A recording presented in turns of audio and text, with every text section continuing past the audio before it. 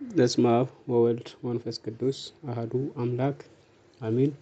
በክርስቶስ ክርስቲያን በወልድ ወልደ ብርሃን በመንፈስ ቅዱስ መንፈሳዊ ያሰኛችሁ የእናታችን የቅድስተ ቅዱሳን የኩራይተ ሰማዕት የመዝገበ ጸሎት የቅድስት ድንግል ማርያም የአስራት የበኩራት ልጆች በወደደንና ባፈቀረን በጌታችን በመድኃኒታችን በኢየሱስ ፍጹም ሰላም እንደምን ቆያችሁ? አሜን። እግዚአብሔር ስሙ የተመሰገነና የተወደሰ ይሁን። ቁጥር 11 ላይ ነው ያቆምነው። እሱ እንቀጥላለን። ቁጥር 11 ላይ ወኢዮስያስኒ ወለደ ኢኮንያንሃ ወሃው አመ ፍልሰተ ባቢሎን። ኢዮስያስም ባቢሎን ምርኮ ጊዜ ኢኮንያንና ወንድሞችን ወለደ አለ። ኢዮስያስ አጠቃላይ 31 ዓመት ነው የነገሰው። ከሱ በኋላ ዮአክስ ወይም ሴሎም ተብሎ የሚጠራው በሌላኛው ስሙ 3 ወር ነግሷል። ኤልያቄም ወይም ኢዮአቄም 11 ዓመት ነግሷል። ሴዴቅያስ ወይም ሌላ ስሙ ናታን 11 ዓመት ከመንፈቅ ነግሷል። ኢኮንያን ወይም ዮአኪን 3 ወር ከመንፈቅ ነግሷል። የባቢሎን ሰዎች ወደ ኢየሩሳሌም በዘመቱ ጊዜ የኢየሩሳሌም ሰዎች ሁሉ ማርከው ወደ ባቢሎን በሚወስዱበት ጊዜ ኢዮስያስም ኢኮንያንና ወንድሞችን ወለደ። በምርኮ ሰዓት በሚሄዱበት ሰዓት ላይ ማለት ነው።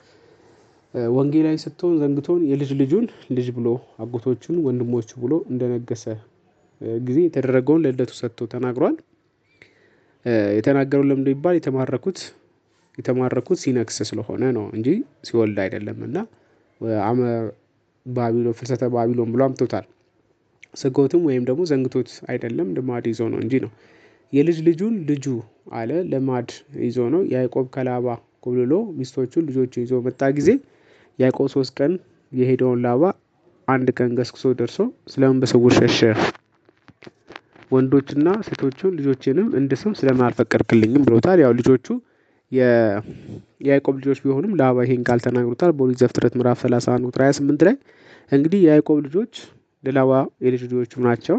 ግን ላባ ልጆቼ ብሎ በመጥራቱ ማቴዎስም ይሄን ልማድ ይዞ የኢዮስያስ ልጅ የሚሆነውን ኢኮንያንን ልጁ ብሎ ጠቅሶታል ማለት ነው። አጎቶቹንም ወንድሞቹ አለ ልማድ ይዞ ነው። ከምን ሲባል የአብርሃም ቤተሰቦችና የሎጥ ቤተሰቦች በሳር በውሃ ምክንያት ቢጣሉ አብርሃምና ሎጥ እንግዲህ የአጎት ልጆች ናቸው። አብርሃም የሎጥ አጎቱ ነው፣ የወንድሙ ልጅ ነው። ናኮር የተባሉ አባቱ ናኮር አባቱ ሃራ ጣዖት አምላክ የነበረ ነው። ጣዖት ቤት ሲቃጠል አብርሃም 12 ዓመት በነበረ ጊዜ የዛኔ የሞተ ነው። እኔና አንተ ወንድማቾች ነን፣ በአንተና በእኔ እረኞች መካከል ጠብ እንዳይኖር እለምንሃለሁ ብሎ አብርሃም ሎጥን ሲለምነው እናገኛለን በኦሪት ዘፍጥረት ምዕራፍ 18 ቁጥር 8 ላይ። ስለዚህ አጎቱ ስለነበረ ማቴዎስ ይሄን ልማድ ይዞ ወንድሞቹ ብሎ ጠቅሶታል ማለት ነው። ስለዚህ ኢዮስያስ ልጅ የሚሆነው ኢኮንያን ነው። እሱን ልጅ ብሎ ጠርቶታል ልጁ ስለሆነ። ሌሎች ወንድሞቹ ብሎ ደግሞ የጠራቸው አጎቶቹን ነው። እንደነገሰ የተደረገው ለልደቱ ሰጥቶ ለምን ተናገረ ይባል ደግሞ ይሄም ልማድ ነው። ዘር ለእርሱ ባልሆነች ምድር ስደተኞች እንዲሆኑ በእርግጥ ወቅ ባሮችም አድርገው 400 ዓመት ያስጨንቋቸዋል ብሎ በኦሪት ዘፍጥረት ምዕራፍ 15 ቁጥር 14 ላይ እግዚአብሔር አስቀድሞ ለአብርሃም የተናገረው ነው። በግብጽ ምድር እንደሚኖሩ ሲናገር ነው 400 ዓመት ያስጨንቋቸዋል ብሏል። በግብጽ የሚኖሩት 215 ዓመት ሲሆን በጥቅሉ 430 ዓመት የተባለው ከአብርሃም እስከ ስደት እስከ ግብጽ እስከሚኖር ድረስ ያለው 215፣ በግብጽ ምድር 215፣ በጥቅሉ 430 ነው። በከናን የሚኖሩትን ደርቦ ስደቱን ከሰሙት ብሎ እንደተናገረ አሁንም ፄዋዊውን ከሰሙት ብሎ ሙረዳቸውን ከሰሙት ብሎ እንደነገሰ አድርጎ ለልደቱ ሰጥቶታል ማለት ነው። ኢዮስያስ በነገሰ ጊዜ 13 ዓመት ነበር። 13 ዓመት በ13 ዓመት ነው በነገሰ ጊዜ። በ13 ዓመቱ በነገሰ በ13 ዓመቱ ኤልያቄም ኢኮንያንን ይወልዳል። በዚህ ጊዜ ነብዩ ኤርሚያስ ይሄ ልጅ በነገሰ ጊዜ ፄዋዊ ይደረጋል ብሎ ትንቢት ተናግሯል። ኢኮንያን በነገሰ ጊዜ ማለት ነው። የኢዮስያስ መላ ዘመነ መንግስቱ 30 ዓመት ነው። ኢኮንያን በተወለደ በ18 ኢዮስያስ በነገሰ በ31 ዓመት ነው ፈርዖን ኒካው ዘምቶ፣ ኒካው ማለት ያው አንካሳ ነው፣ ዘምቷል። ለምን ዘመተ ይባል ንጉስ በሽባውት ይህም የአሦር ንጉስ ሲሆን አፌስን ይባላል። ከሱ ጋር ተዋግቶ ድል አድርጎት ነው። አንድም መንግስት ለማዳረስ ነው ለማድረስ ቀድሞ የሀገራችን ነገስታት መንግስት ለማድረግ ከአክሱም ይወጡ ነበር፣ ወጥቶ ይሰፍራሉ።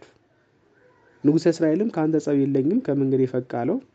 ፈርዖን ኒካው ሊዘምት ሄደው ወደ አሶር ስለሆነ ማለት ፈቅ በላለው። ለህዝቡ ቢነግራቸው እኛ ሀገራችን የአሕዛብ መገዝገሻ እናድርጋትም ማለት አይሆንም፣ በሌላ መንገድ ሂድ ብሎታል። እንግዲያውማ የመጣሁበትን ሳላደርግ የምመለስ ነኝ ብሎ ኃይለኛ ንጉሥ ነውና ተጋፍቶ ሄዷል። ኢዮስያስም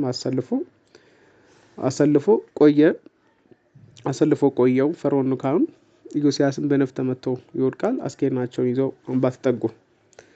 እሱም ጸብ የለውምና አልፎ ሄደ። እነርሱም አምባ ገንብተው ኢዮስያስን ቀብረው ልጁ ዮአክስን አንግሰው ይሄዳሉ።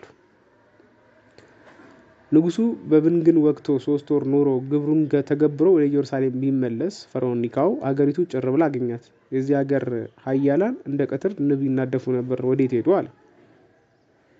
አንድም የቀሩት መጠን ሲያገቡልኝ የቀሩት እኚህ ለምን የማያገቡልኝ ብሎ ጠየቃቸው። ግብር ሲያገቡልኝ ከፊሎች እነዚህ ለምን አያገቡልኝም አለ። አንድም ደግሞ የዚህ ሀገር ንጉሥ ተመትቶ ነበር አለ ወይስ ሞተ ብሎ ጠየቀ። እሱማ ሞቶ አምባ ገብተው ቀብሮት በሱ ፋንታ ልጁ ዮአክስን አንግሶ ተቀምጧል ብሎ ነገሩት። በሀገራቸው ስርዓት ፈሊጥ የሚባል ነገር የለም። የገደለ ያንግስ፣ የዘመተ ይመለስ አይልም። አምባውን ሰብሮ ዮአክስን አስሮ ኤልያቄምን አንግሶላቸው ሄዷል። ለምን እኔ ነኝ ሁሉንም ድል ያደረግኩት የገደልኩት እኔ ነኝ ብሎ ማለት ነው። ኤልያቄም ማለት ቆመ ለነ እግዚአብሔር ማለት ነው። ይቆመ ለክሙ ሲሉ ነው። ኢዮአቄም ብሎታል። በኋላ ላይ ስሙን ቀይሮ ኤልያቄምን ኢዮአቄም ብሎታል። ግብጽ ከሄደ በኋላ 3 ዓመት ይገብርለታል። ፈርዖን ኒካው ግብጽ ሲሄድ ከሄደ በኋላ 3 ዓመት ይገብሩለታል። ከዚያም ወተቀኔው ኢዮአቄም ንጉሠ ይሁዳ ለንጉሠ ግብጽ 3 ዓመት። የይሁዳው ንጉሥ ኢዮአቄም ለግብጽ ንጉሥ 3 ዓመት ከገበረለት በኋላ በ4ኛው ዓመት ላይ ናቡከደነጾር ዳርዳሩ መውጋት ጀመረ። መንገድ ዘግቶኛል ብሎ ግብሩን ነስቷል ለግብጽ ማለት። በ5ኛው ዓመት መጥቶ ግብር ገብር አለው ፈርዖን ኒካው። ንጉሥ ፍርደ ለብስ ፈርዖን አባቴን ገድሎ ወንድሜን አስሮ እኔን አስሮ ግብሩን ተገብሮ ሄደ። አንድ ጌታ እንደምን ለሁለት ጊዜ ይገዛለታል አለው። አሕዛብ ሕግ ጠንቁቃን ናቸውና የዚህ አንካሳ መድረሻውን ሳላሳይ የዕለት ራት የጣት ቀለበት ልትለኝ አይገባም ብሎ ናቡከደነጾር ወደ ግብጽ ወርዶ ፈርዖን ኒካውን ገድሎ 3 ዓመት ኑሮ ባቢሎን ለግብጽ አሰግቶ ተመልሷል። ከተመለሰ በኋላ 3 ዓመት ይገብርለታል ኢዮአቄም ማለት 11 ዓመት ይሆናል።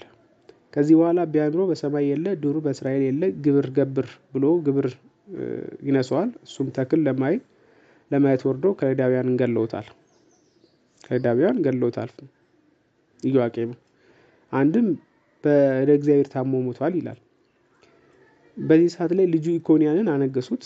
በኢዮአቄም ፈንታ ኢኮንያን ነገሰ። ኢኮንያን እንደነገሰ ናቡከደነጾር ተመልሶ መጣ። ይተወኛል መስሎት ወባት ገብቶ እርሱን አስሮ ህዝቡ ማርኮ አጎቱ ናታንን ከመንገድ ቆይቶ ሊሳለው የልጅ ልጅ አዋቂ ስለው አላዋቂ ታላቅ ሳለው ታናሽ አንግሶብኛል ብሎ ናታን ለናቡከደነጾር ስሞታ ያቀርባል። የዚህን ግፍ አይቶ እግዚአብሔር መንግስቱን ከሰጠ ንጉሥ ፍርድ ልበስ አለው። ምን ላደርግልህ ብሎ ናቡከደነጾር ጠይቋል። አንግሰኝ አለው። ህዝቡን ማርኬ ወስዳለሁ፣ በማን ላይ አነግሳለሁ አለው። በአገሬን ያውቃለሁ፣ ተክል በሚተክሉ ግበራርት ላይ አንግሰኝ አለው። አንግሶት ሄዷል። ስሙንም ቀይሮ ናታን ሴዴቅያስ ብሎታል። ባትከዳይ ማለት ነው። እሱም አምባውን እያጸና ግብር እያስገበረ በዚያ 8 ዓመት ኖሯል። 9ኛው ዓመት ላይ ሞት ቢያምረው እንደ ወንድሙ በሰማይ የለ ዱር በእስራኤል የለ ግብር ብሎ ግብር ነሳው። ስለዚህ በሰማይ ዱር ስለሌለ እስራኤልም ሊገብር አይቻለውም ብሎ ማለት ነው አመጸበት። አስቀድሞ ጸባይተ ሞዓብን ጸባይተ ሶርያን ሰዶ አስገበበው። የሞዓብ እና የሶሪያ ሰዎችን ሰዶ አስከበበው። ኋላ ላይ እሱ 2 ዓመት ከ6 ወር ይከበዋል። ወተገፍታት አገር ይላል። ዘመን ሳዩ ቀዩ ይጠቁራል፣ ጥቁር ይነጣልና። አንድም እኩሉ ህዝቡ ማለት ነው እንገብር፣ እኩሉ ደግሞ እንዋጋ በማለት ተለያዩ። ናቡከደነጾር ስራ ሰርቶላቸው ነው። ሳይሞትባቸው እንደሆነ መቃብር አይከልከሉ እያወጡ በርስታቸው ይቅበሩ ብሎ ስራ ሰርቶላቸው፣ በዚህ ስርዓት ዋይ ሽሽ ተበላሸ ብላችሁ ይዛችሁ ሽሹ አላቸው። ሴዴቅያስ ማለት ነው። ዋይ ሽሽ ተበላሽ እያሉ ሲሄዱ ያ ምንድን ነው አላቸው። በምን አወቀ ቢሉ ሰው በዝቶ ስለነበረ ነው። አንድም ፍርድ ያደላባት ሴት ሄዳ ነግራበት ነው። የእስራኤል ንጉስ ሞቶ በሰራውላቸው ስርዓት ሊቀብሩት ይወስዱታል አለች። የወዳጅን እንጂ አስክሬን አጥቦ ገንዞ ይቀብሩታል እንጂ እንዴት እኔን ትቶኝ ይሄዳሉ አለ። ወደ እኔ አምጡት ብሎ አስመጥቶታል። ቢከፍተው መግደዙን ቢፈታ አይኑን ክብልል እያደረገ ተመልክቶታል። ናቡከደነጾር ማለት ነው። ናቡከደነጾርም ወቀሰው። መልጬ ባነግስስ ለምን ከዳኝ? ከከዳኝ በኋላ ወይ ይችላለው አትል ወይ አልችልም አልን ብላ ትናገር፣ ወይ አትገብር ወይ አትዋጋ፣ ወዴትስ ልትሄድ ኖሯል ብሎ መኳንንቱ ፍረዱኝ አላቸው። እችላለሁ ብሎ አይዋጋ፣ አልችልም ብሎ አይገብር፣ ስለዚህ ሞት ይገባዋል አሉ መኳንንቶቹ። እርሱም ፍርድ አታውቁም? ሞትስ ለባህሪ ረፍት ሞትማ እረፍቱ ነው፣ እንዴት ሞትን ትፈርዱበታላችሁ? ፍርድ አታውቁም አላቸው። 7 ለመንግስት የደረሱ ልጆች ነበሩት የሴዴቅያስ ማለት። እሱን ከፊቱ አስመታቸው። እሱም ክፉ ባየበት አይኑ በጎ አይበት ብሎ 2 አይኑን አውጥቶ በፍላት አውጥቶ ተብትቦ አሸክሞ ዱር ለዱር በፈረስ ጭራ እያስቆጠተ ወደ ባቢሎን ይዞት ወርዷል። ከዚያም ባቄላ ቢሸጥ ከወፍጮ ስር ልቡ ፈርሶ ሞቷል ይላል። አጠቃላይ ዮአክስ 3 ወር፣ ሴዴቅያስ 10 ዓመት ከመንፈቅ፣ ኤልያቄም 11 ዓመት፣ ኢኮንያን 3 ወር፣ ኢዮስያስ 18 ዓመት ነግሰዋል። የኢዮስያስን 18 ዓመት ቆጥሮ 40 ዓመት ይሆናል። 40 ዓመት ይሆናል። ይህ ሁሉ ዘመን እያለ ፄባቢውን ከሰሙት በኋላ እንደነገሰ ጊዜ የተደረገው ለልደቱ ሰጥተው የተናገረው የ40 ዓመቱን ለልደቱ ሰጥተው ተናግሯል ማለት። ለመዳን ከባቢሎን ምርኮ በኋላ የሚል ይገኝ ነበርና እስራኤል ተማርኮ ባቢሎን በወረዱ ጊዜ ኢኮንያን ወለደ። ይሄ አያሳስትም። ለምን? ለምሳሌ ይመቸው ዘንድ ነው። አንድም ለትምህርትና ተግሳጽ እነዚህን ከሰራውላችሁ ስርዓት ካስተማራችሁ ትምህርት ቢወጡ እንዲህ ያለ መከራ አገኛቸው፣ ባጠታቸው ምክንያት ስርዓትን በማፍረሳቸው ይህ ሁሉ መከራ ገጥሟቸዋል ለማለት አምጥቶታል። ምሳሌውም እንደው ሲባል ፄባዊው ስጋው ነው፣ ለፄባዊ ነፍስ ማለት እንደሆነ የሚጠታ ስጋ ለሚጠታ ነፍስ ምልክት ነውና ነው። መማረክ ለስጋው መማረክ የነፍስ መማረክን ያጠይቃል። የስጋ መመለስ ለነፍስ መመለስ ያጠይቃል። በስጋ ወደ ባቢሎን መማረክ በነፍስም ወደ ሲኦል እንደሚገቡ ያሳያል። ከባቢሎን ምርኮ ደግሞ በስጋ እንደወጡ ሁሉ በነፍስም ከሲኦል እንደሚወጡ ምልክት ነውና ምሳሌው ይሄ ነው። አንድም እስራኤል ተማርከው ወደ ባቢሎን መውረዳቸው ነፍሰ ገሃነም ለመውረዳቸው ምሳሌ ነው። አንድም እስራኤል ከባቢሎን መውጣታቸው ነፍሳት ከሲኦል ለመውጣታቸው ምሳሌ ነው። ከነዚህ ነገስታት ኤልያቄምን የሚጽፈውም አለ የማይጽፈውም አለ። የተወ እንደሆነ መጽሐፈ ኤርምያስን አቃጥሎ ነበርና በመጽሐፍ መጻፍ አይገባው ሲለው ነው ኤልያቄምን የማይጽፈው። ይህ እንዳይሆን ጌታ ግብር ይጸይፋል እንጂ ባህሪን ይጸይፋል ብሎ ደግሞ ለቁጥር ይመቸው ዘንድ ያስገቡታል ማለት ነው። ቁጥር 12 ላይ ወምድረ ፍልሰተ ባቢሎን ኢኮንያንን ወለደ ሰላትያልሃ ይላል። ከባቢሎን ምርኮ በኋላ ሰላትያል ወለደ አለ። ማን ሰላትያልን ወለደ? ማን? ኢኮንያን ማለት ነው። ኢኮንያን የእስራኤል ሰዎች ተማርከው ባቢሎን ከወረዱ በኋላ ኢኮንያን ሰላትያልን ወለደ አለ። ምን ነው እያሐርግ በሲ መስተዘሩ ዘይነብር ዲወንበሩ ይል አልነበረም ወይ? አይነግስም አለ እንጂ አይወልድም አላለም። ንግስናውን የተነጠቀው እንጂ መውለድማ ወልዷል። ያውስ ቢሆን አይነግስም ያለው ሴዴቅያስን ኢኮንያንን ነው እንጂ ኢኮንያንን አይደለምና ነው። ወሰላትያልኒ ወለደ ዘሩባቤልሃ ሰላትያልም ዘሩባቤልን ወለደ። ዘሩባቤልኒ ወለደ አብዩድሃ ዘሩባቤልን አብዩድን ወለደ። ወአብዩድኒ ወለደ ኤልያቄማ አብዩድ ኤልያቄምን ወለደ። ወኤልያቄምኒ ወለደ አዛርሃ ኤልያቄምም አዛርን ወለደ። ወአዛርኒ ወለደ ሳዶቅሃ አዛርም ሳዶቅን ወለደ። ወሳዶቅኒ ወለደ አኪንሃ ሳዶቅም አኪንን ወለደ። ወአኪንሂ ወለደ ኢዮልድሃ አኪን ኤልዩድን ወለደ። ወኤልዩድኒ ወለደ አልዓዛርሃ አልዓዛርም ማነው ኤልዩድም አልዓዛርን ወለደ። ወአልዓዛርኒ ወለደ ማትያንሃ አልዓዛርም ማትያንን ወለደ። ወማትያንኒ ወለደ ያዕቆብሃ ማትያንም ያዕቆብን ወለደ። ወያዕቆብኒ ወለደ ዮሴፍሃ ፈሃሪሃ ለማርያም እንተምኔሃ ተወልደ እግዚእ ኢየሱስ ዘተብለ ክርስቶስ ያዕቆብ ክርስቶስ የተባለው ኢየሱስን የወለደች የማርያም እጮኛ ዮሴፍን ወለደ አለ። የማርያም እጮኛ ዮሴፍን ወለደ። ቁጥር 16 ላይ ያዕቆብ ክርስቶስ የተባለው ኢየሱስ ከሷ የተወለደው የእመቤታችን እጮኛ የሚሆን አቃቢ የሆነ ጠባቂያ የሆነ ተላላኪዋ የሆነ አቃቢሃ ጠባቂዋ የሆነ ተላላኪዋ የሆነ አገልጋይዋ ጠባቂዋ የሚሆን ዮሴፍን ወለደ ይላል። ዮሴፍን ወለደ። ስለዚህ የክርስቶስ ትውልድ ሐረግ እስከዚህ ድረስ ይሄን ይመስላል። የዘር ሐረግ ቅርንጫፉን ስንመለከት በጥቅልና በሲተረተር ማለት ነው። በጥቅል አብርሃም፣ ይስሐቅ፣ ያዕቆብ፣ ይሁዳ፣ ፋሬስ፣ ኤስሮም 6ኛ፣ 7ኛው አራም፣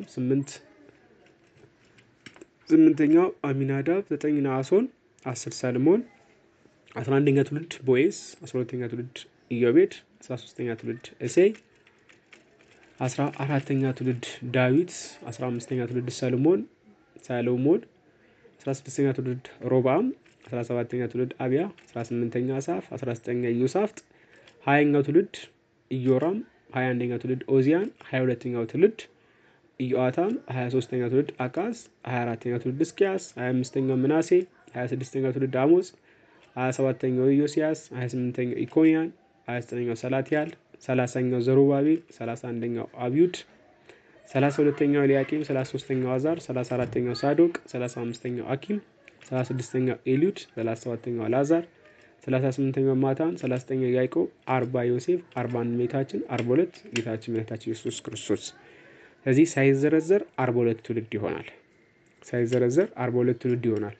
ሲዘረዘሩ ደግሞ ሲተረተር ስንል ቅድም የጠቀለልናቸው ሶስቱን ነገስታት ማለት ነው። እነሱን ሲያስገባ አንደኛ አብርሃም፣ ይስሐቅ፣ ያዕቆብ፣ ይሁዳ፣ 5ኛው ፋሬስ፣ 6 ኤስሮም፣ 7 አራም፣ 8 አሚናዳብ፣ 9 አሶን፣ 10 ሰልሞን፣ 11 ቦዔዝ፣ 12 ኢዮቤድ፣ 13 እሴይ፣ 14 ዳዊት፣ 15 ሰሎሞን፣ 16 ሮብዓም፣ 17 አብያ፣ 18 አሳፍ፣ 19 ኢዮሳፍጥ፣ 20 ኢዮራም። ከዚህ በኋላ የሚተነተኑት እና ዋናቸው ሶስት የሚገቡት አካዚያስ፣ ኢዮአስ እና አሜሲያስ።